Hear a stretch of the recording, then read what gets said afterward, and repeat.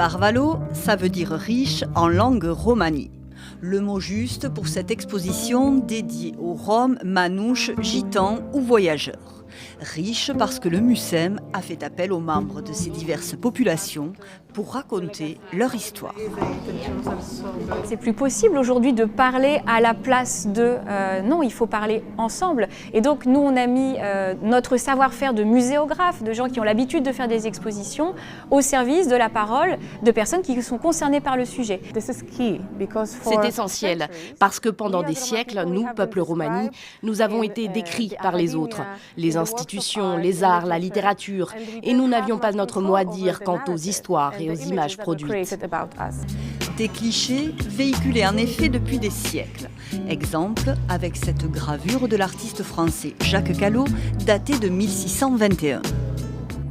Si vous regardez la façon dont les populations romanies sont représentées, vous pouvez voir la stigmatisation. Cette œuvre symbolise vraiment l'iconographie générale associée à ces populations dans les arts. On nous voit comme l'oriental, l'étranger. Une exposition pour se réapproprier son identité, son histoire et mettre au premier plan la beauté de cette culture et la diversité des parcours. Nos ancêtres ont subi tant de choses, la sédentarisation forcée, les camps d'internement, l'Holocauste et 500 ans d'esclavage. Le fait que nous soyons encore présents ici en Europe peut être qualifié de petit miracle. Et nous voulons montrer que nous ne sommes pas que des victimes, nous sommes aussi une communauté résistante, créatrice et fière. Passage incontournable de cette exposition, le musée imaginaire du Gadjo, que son créateur Gabi Jiménez nous fait visiter. Le Gadjo, c'est quelqu'un qui n'est pas de culture romanie, qui n'est pas ni manouche, ni rom, ni gitan.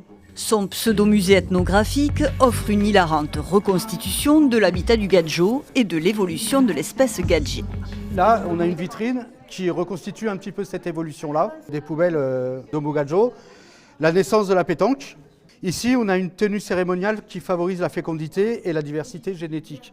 Donc c'est la femme Gadji, elle met ça à la Saint-Valentin. On est dans la caricature, on est dans le stéréotype. Ça renvoie l'image qu'ont les Gadjés de nous, où ils vont imaginer la gitane qui est en robe, à la maison peut-être, avec les créoles, et que le papa il est assis à côté d'un feu de camp avec la guitare en train de jouer Jobi Joba. Une ingénieuse façon de renverser le miroir pour répondre à l'antitiganisme qui perdure à l'encontre de la plus importante minorité en Europe. Une population qui affiche ici sa fierté, avec aussi de notables ambassadeurs.